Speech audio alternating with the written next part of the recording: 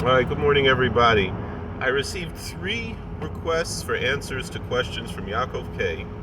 on Quora, and I wanted to read through them, not necessarily answer all of them, but discuss them a little bit, and then post that as my response respectfully and lovingly. First question is, what is the significance of Chabad Hasidus in bringing the ultimate redemption of the world, and how does its teachings have the power to unite all people and their demand for a better future? That's the first one that I received. I think that was the order they were received. 234, then 236. What role does the daily study of Chumash, Tehillim, and Tanya, they call it Chitas in Chabad, play in combating the negative influence of secularism and bringing the world back to recognizing the divine? How has the importance of this study been emphasized by the 6th Rebbe of Chabad, and what can we learn from it about the power of education and knowledge in shaping our perspectives and actions? And then about 10 minutes later, 2:46 a.m., the question was received. I'm not sure if this is when he sent it. I don't know where he's sending it from. What if we have been overlooking crucial aspects of spirituality and purpose in our search for truth and meaning in life? How might embracing the teachings of Chabad and Hasidus bring us closer to understanding the divine plan for our world and ultimately bring the arrival of Mashiach? It appears to me that this younger man, or Bacher, I'm not sure, it sounds like a Bacher writing, just discovered America and didn't realize it's already populated by indigenous peoples. Or maybe discovered America and realized that it's already was discovered by Columbus 500 years ago.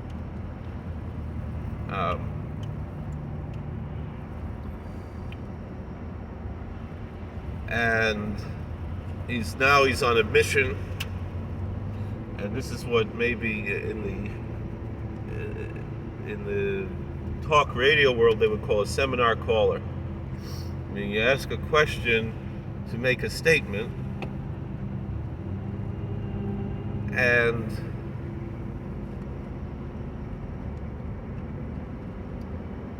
my answer is as follows. Chabad Hasidus works for the ones that Chabad Hasidus works for. This idea that of my way or the highway is, to me, the biggest problem that Chabad has. Meaning, they passel every other derech in Avodas Hashem. Not all of them do, but the real starker Lubavitchers see that there's, when they say Einoid Mulvade, they're not talking about the Rebbeinu Shalom, they're talking about the Rebbe. I have respect for Lubavitcher Rebbe as Gevei Navoy Le'id. Certainly have respect for the Rebbe Rayatz, for the 6th Rebbe that this Yaakov mentioned. But we should not get into cult mentality. But if that's what works for you, I don't take it away from you. I don't fargin that this is what works for you. Meaning, gesunte hate, be a Lubavitcher Chassid if that's what works for you. But don't go and say that we all have to be Lubavitcher Chassidim. And don't go and zechpaslin, don't cancel anybody who is not from your group. That's one thing, even though the media portrays it differently, to attract me to the Hungarian approach, personally. There's a much more holistic approach in Yiddishkeit.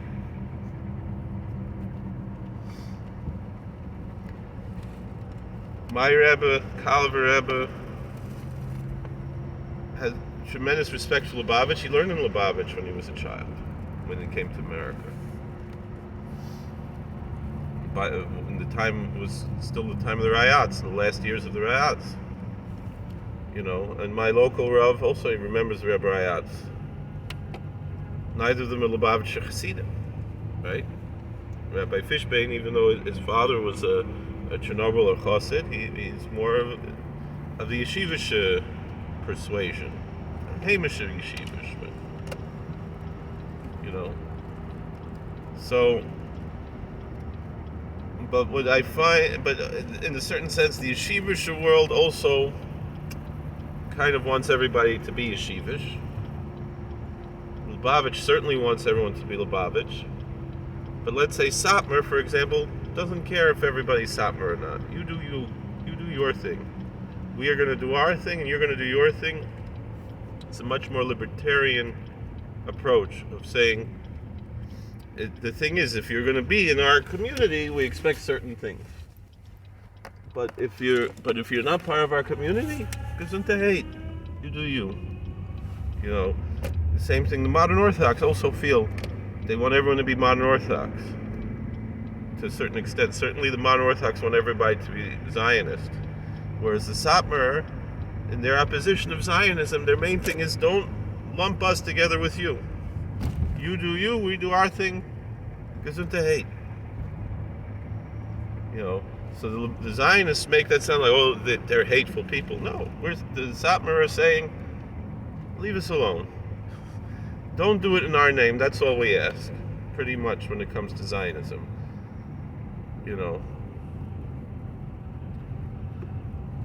So, of course, Satmar Rav had the Hungarian tradition, that he used very flowery language, and some things maybe a little bit hyperbole, the way he spoke, but the truth of the matter is, if you pay attention to the way he wrote things, the way he spoke, it was very extremely measured, because he was a very calculated person. So those not familiar with that culture, it might sound hateful, but it really isn't. It's really loving. It's really ultimate loving. It's really the embodiment of what Ahavas Yisrael really is, which isn't just, everybody better daven from the same siddur that we daven from. Everybody better sing the same nigunim we sing. That's pretty much Lubavitch. Lubavitch wants everyone to daven from Tehillas Hashem siddur and sing Lubavitch and nigunim, and only wear a gartel after you're married, and chveis, whatever they do, which I don't have a problem that they do it. I'm just saying, don't impose it on everybody else. And you can find crucial aspects of spirituality and purpose. First of all, I don't know if so many people in the world are looking for spirituality or purpose and searching meaning in life, but a lot of people are.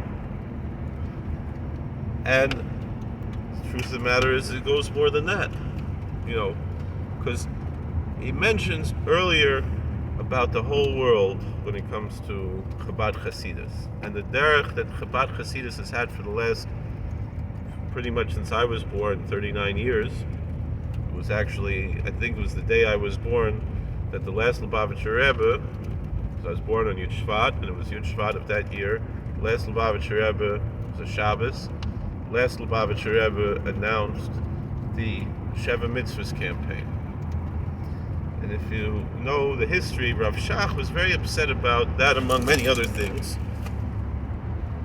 And what Rav Shach said is, the whole world is fixed already, we're ready to go teach Sheva Mitzvahs. That's what Rav Shach's approach was, which I respect also. But I say something different. In a certain sense, the Sheva Mitzvahs campaign is very limiting.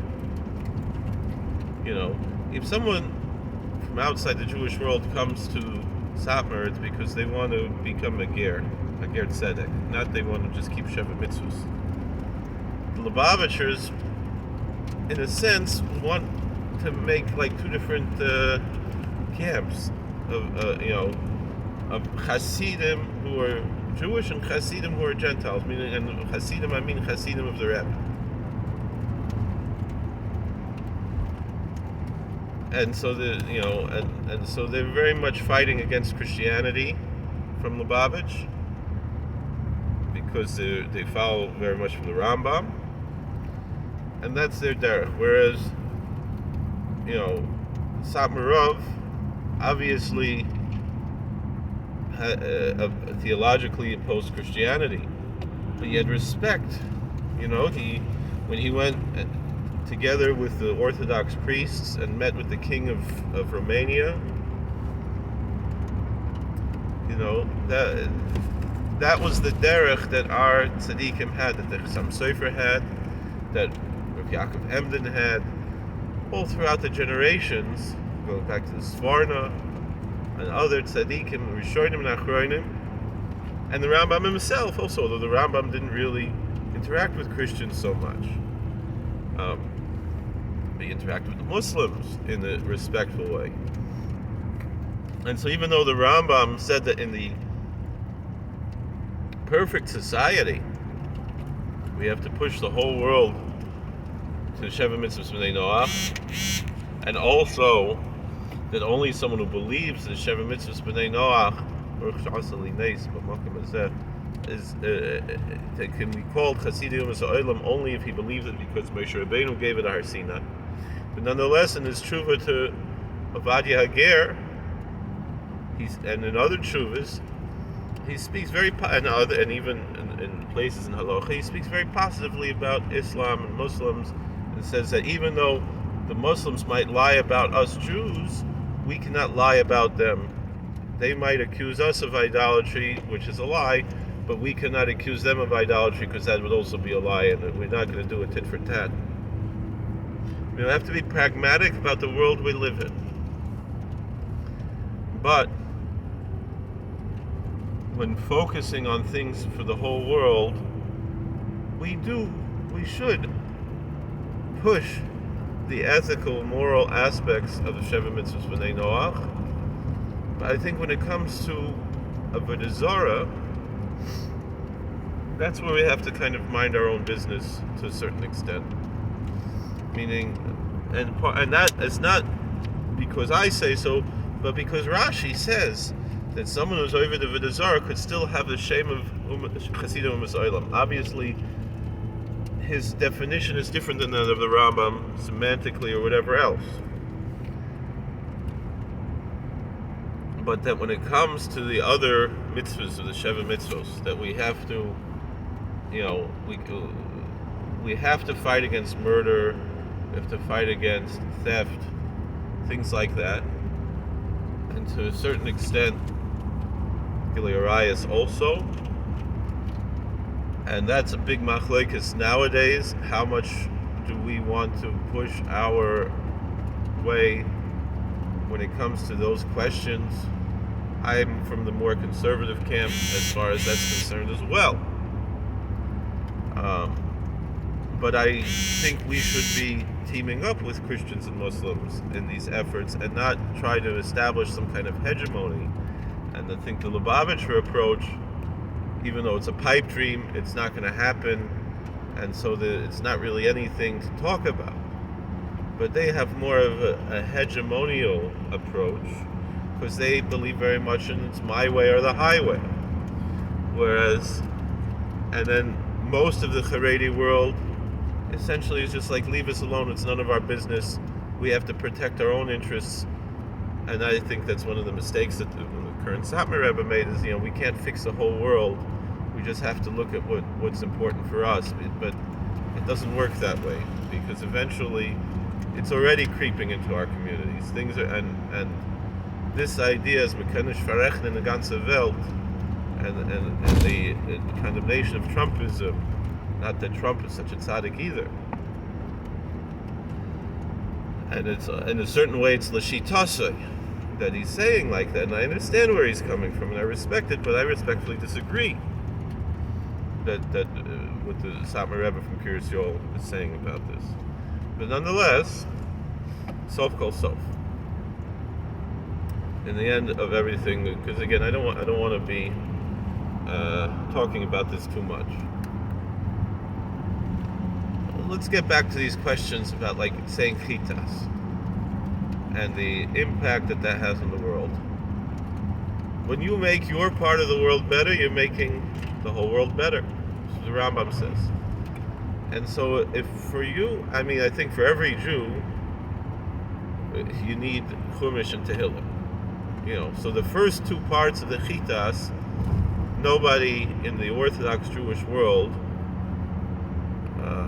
will have a problem that you have to say Shnai Mikra. So whatever way you choose to do it, meaning me personally, I know that the chitas approach is to do one aliyah every day, because there's 7 aliyahs, and it corresponds to 7 days a week. And that's the approach of the Lubavitchers and the chitas, and a lot of people do like that. The Ariya Kodesh, and it's very interesting because the Lubavitchers claim that they have Nusach Ari, which in the Tehilas Hashem Siddur, even though it's not really the original Nusach Ari. And there are many nuschos that could be called Nusach Ari. Really, essentially, all of the Edus Mizrach, the Sephardic, Middle Eastern Sephardic, for the most part, and the Hasidic Nusach Sfard are really just variations of the Nusach Ari. It's not, but a friend of mine did a lot of research, and he found which is the original, what he claims the original Nusach Ari. I don't think it really matters that much, all of these things. The main thing is that you daven 3 times a day. Even if you say Avinenu, right, Kehalacha, which I guess is really only in the summer according to Abaya. But nonetheless, did you fulfill your obligation to daven 3 times a day? At least in the most basic form. Whether you use this siddur or that siddur, you daven Ashkenaz, you daven Sfard. I know the Lubavitchers have a whole Torah about Shar HaKlali, and you don't know what Shavit you come from, so everybody has to use this nusach. That is a little bit, but that's a very extremist type of a view, because it's not kehalacha to say like that. It's a nice Torah. It's a chizik for the Lubavitchers because they want to use their siddur, but that's not pshat. That's not pshat in the Ariya Kodesh and the Svarma Kodeshim. It's a shtickle propaganda, but if that's what works for you, you do you. I'm not telling you not to do your derech. I'm telling you, don't put down the people who do things differently.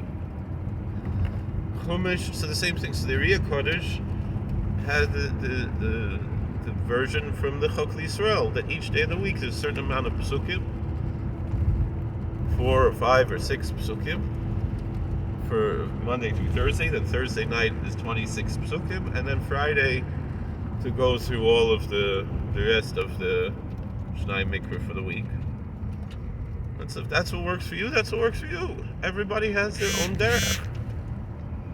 You can't be saying that this way is better than that way. No, everybody does it their way. But the main thing is, every week to go through the Sedra, to be Mashlim Parshi Yosef and Tzibur, because that's what Chazal says. That Shnai Mikra Vecha Targum, that we have to do. That's a halacha. That's not just a midas chasidus. But whichever way you do it, you do it. And then saying Tehillim. So I know some people, Skvera Chasidim, they say the whole Sefer Tehillim every day. Some people finish the whole Sefer Tehillim every week. There's different versions of how to finish in a monthly cycle. So the Lubavitchers happen to have the more popular monthly cycle, and the Satmars have just stam, say 5 Kapitlach Tehillim every day. I'll tell you, even though my children learn in Satmar Yeshivas, in Satmar girls' schools, in the end, I do it the Lubavitcher way. I don't do the Chumash Lubavitcher way, but I do the Tehillim the Lubavitcher way, not because it's Lubavitch, but I'm saying Lubavitch does the way that's printed in most Sifrei Tehillim. And it's just a little bit easier to do it that way than to do it the different way. That's all. Because, you have to have a special calendar, and I usually say it on my phone. So I tried for a while to do both, the Satmar and the way that most people have for the monthly cycle. I know one of my Rebbeim was not really a Satmar Chosid, he's Breslov Chosid, but he follows the Satmar way because to him it makes more sense. The issue he has with the other way of the other monthly cycle, is that Zman Yapeh, that Psalm 119 is divided into between 2 days, and he'd rather say it all in one day. Elu ve'elu divrei Elokim chayim. And so the only thing that might be controversial is the daily Tanya. I did it for many years, personally. I was never a Lubavitcher Chassid, but I went through Tanya probably at least 10 or 15 times. And although I haven't been doing it the past few years, maybe I'll start again one time. Now that I'm a little older and probably understand it better than when I was a kid. But to me, there's nothing wrong with it. I don't have a problem with it. So therefore, I don't have a problem with the whole chitas. But to say that everybody has to learn Tanya, no. Some people, their neshama pulls them to learn Lukutei Moharan. Some people, their neshama pulls them to learn the Nefesh HaChaim. Some people, the neshama pulls them to learn the Orach Chaim HaKodesh. Some people, the neshama pulls them to learn the Derech Hashem. Some people, the neshama pulls them actually to learn the Moira, which again, so the Breslov Hasidim would say you're not allowed to learn it. But there's certain neshamas that's what some people, from might be Amunas V'Deis or whatever it is. Some people, the neshama might pull them to read books in English from Rav Victor Miller, or whatever it is. Some people might be all these things, and more or less or whatever it is. And it's all okay.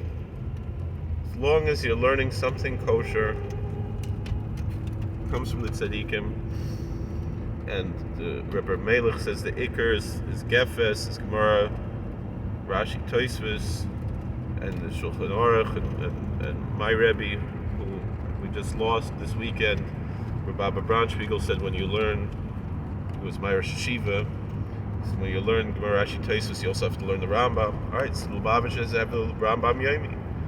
Some people, they want to learn the Rambam on the Sugya that they're learning, or whatever it is. It's all good. You do you. The main thing is to learn Torah, to have some Yiras Shamayim, learn some, and to learn Tanakh, Chazal, with Mefarshim and Poskim, Rambam and Shulchan Aruch, and all the Nosei Kelim, and you want to learn a little bit of Kabbalah, Ma'at, Be'ira. It's good. The derech that my holy Zayda, the Chavas Yor, said is just recite the Zohar. So you have the Chok Yisrael is a good way to do that.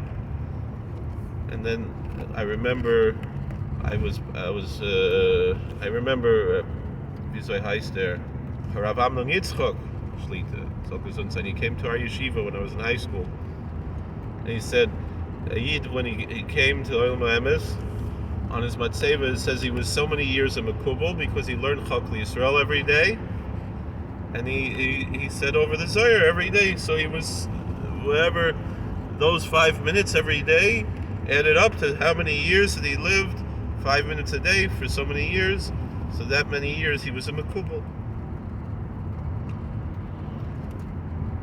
And to learn Musar, Chok Yisrael is a very good thing. And again, Lubavitchers, they don't do the Chok Yisrael. For me, I get a lot of chizik from saying the Shira Yichud, and I would encourage people, Lubavitchers, they might say you're not allowed to do that. I'm not telling Lubavitchers they have to say the Shira Yichud. But people who are under my hashpah, I think the Shira Yichud every day is and they have a reason why. But for me, this is what works for me, and I get a big chizik from it. And I would recommend that people who appreciate my hashpah should consider something like that, especially if you're an Ashkenazi Jew. It's a big part of the Ashkenazic heritage, and it's not one of the corrupted parts as far as I see, but some people disagree. And I think, so meaning my family that came from Hungary, and before Hungary they were in Germany and and in Bohemia and other places. And so it's part of the Ashkenazic heritage. And so I think it's a very positive thing to say the Shir Yichud. But other people might disagree. And that's fine. I'm not telling those who disagree that they have to follow my derech. I'm just saying it's something, if you're not in a derech that tells you not to, might be something to consider. Certainly to open a Sifrei Musar, whether it's the Mesilas Yesharim, whether it's the Chovos Levavos, that's what I'm learning right now. I don't know if I'm really learning it, but I'm saying it. And that's the other thing that I recommend, which I know the Alter Rebbe, this was something my yeshiva condemned, and we disagreed about. But Nachman Breslover said, just say the words. If you don't understand, you just say the words. And you try your best to understand. And the truth is, my ancestor, the Chavos Yor, long before Rabbi Nachman's Chusei Galenu, Chavos Yor's Chusei Galenu in the Kor Chaim also said like this, that even with Torah Shabbal Peh, everyone agrees with Torah Shabbat, you mekayim a mitzvah of Talmud Torah, whether you understand or not. But the Yener, most people say that only with, but that with Torah Shabbal Peh you don't, and the Alter Rebbe, the Balatanya, Hilchos Talmud Torah was of that opinion, and I remember my yeshiva was encouraging that approach and not Rabbi Nachman's approach. Respectfully, I have to disagree, even though Haredim Kaparas Mishkavai, I have to say that respectfully I disagree, but I appreciate that he I remember what he said to me. Now that we're in the shiva from our shiva, the Alter Rebbe was also a Hasidic Rebbe. And so it doesn't only have to be the way Rabbi Nachman said. Gesundheit. Elu ve'elu divrei Elokim Chaim. So, but to me, I think if it's a question between just reading the words or doing nothing, it's better just to read the words. Like someone came to Rabbi Sol Salanter and said, I only have so much time to learn. Should I learn Gemara or should I learn Musar? I only have time for one or the other. So he said, if you learn Musar, you'll learn that you also have time to learn Gemara. And, I'll tell you, like Rabbi Nachman said, people are very proud to brag about where they go on vacation and where they visited and things like that. He said we should feel that way about that we finished Shas, we finished Shulchan Aruch, finish the Medrash, whatever else. And I can tell you, al derech the way that Rabbeinu Nachman Breslov's Chusei Galenu said, and I'm not particularly a Breslover Chassid, but I'm a Chassid of a shtickle of Reb Nachman Breslover, just like I'm a Chassid of the Berditchever, and I'm a Chassid of the Reb Melech, and whatever else, and of Satmarav and whoever else, even though I'm not really living up to that, like Satmarav said. So one of the Gaboyim said the Rebbe is a Sanzer Chassid, and he said, Halavai, if I was a Sanzer Chassid, everything would be okay. I'd be a much better person, and I can say the same thing. I'm not a Chassid of any of these because I don't live up to any of these. Not even a Chassid of the Heilige Seite, the Chavos Yor. But I try my best to appreciate his writings and give him whatever kavod I can, and all the tzaddikim, and to all the tzaddikim. But sof kol sof,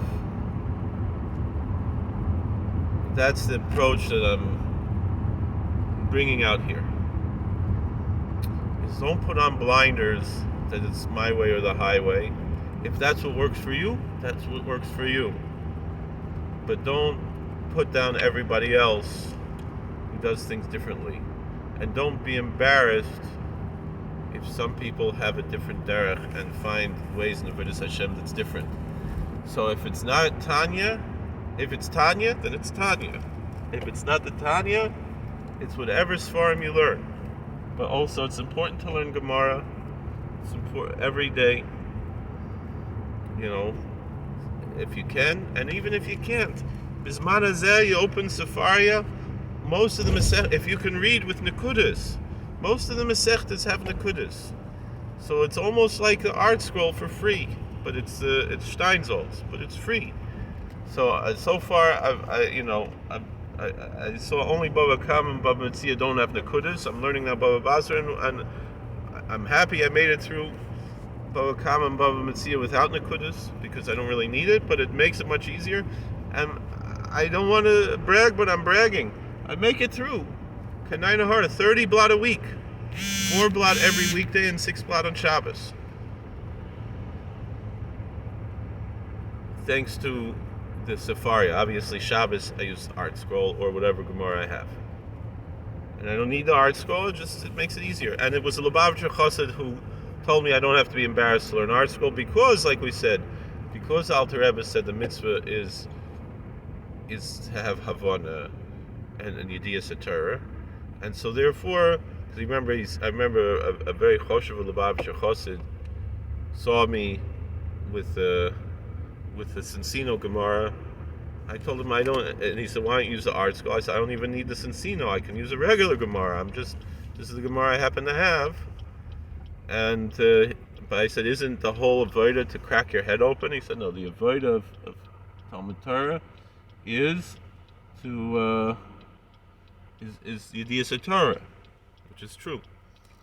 And so because of that, and so I have a lot of Akaras Tov to that Lubavitcher Chassid who taught me that, and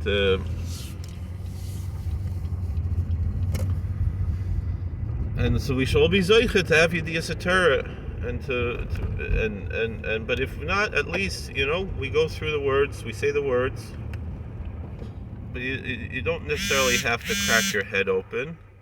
You could do it in a different derech. You could do it,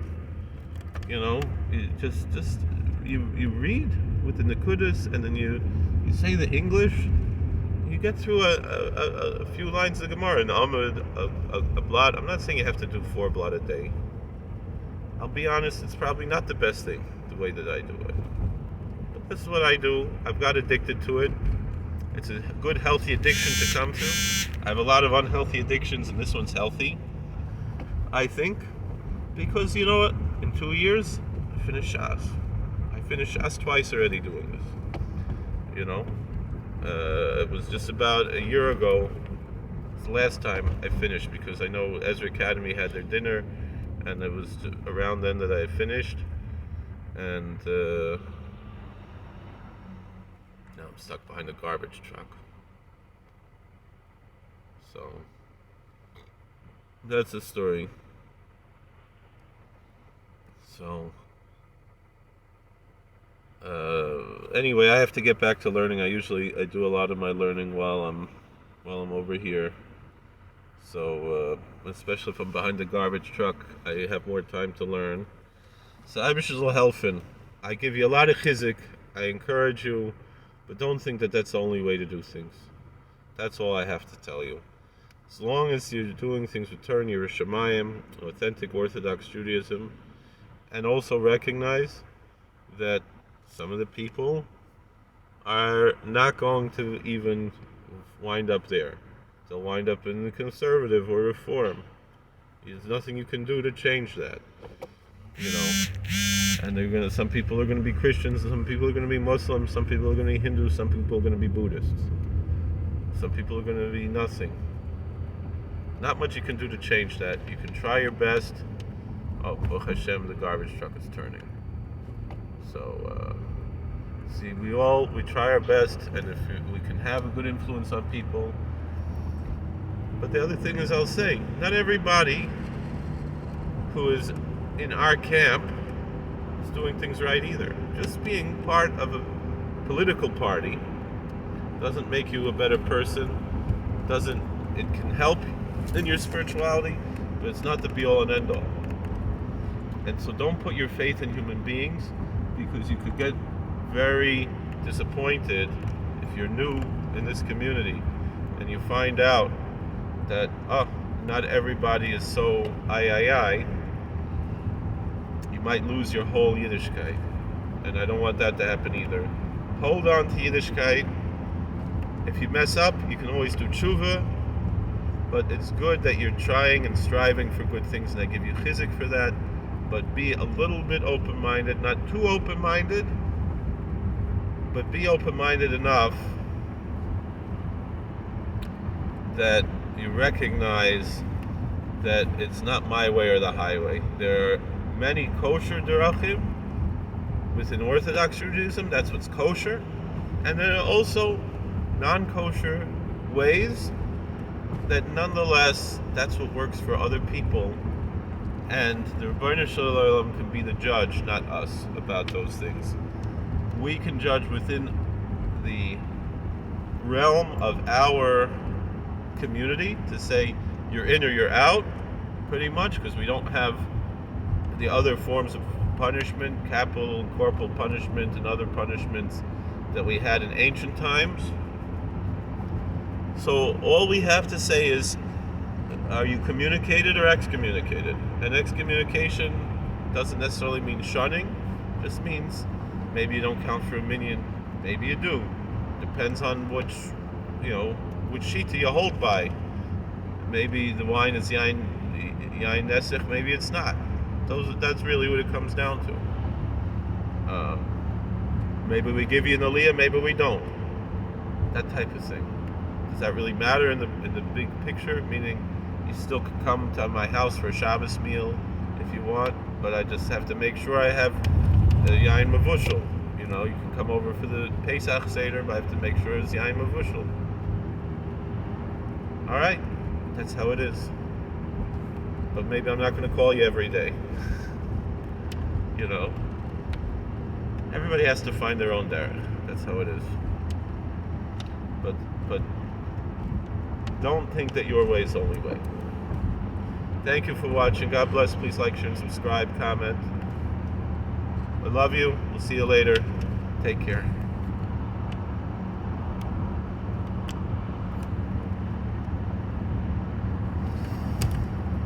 Theories that are not probably conspiracy theories, but they knew a lot and they didn't do anything.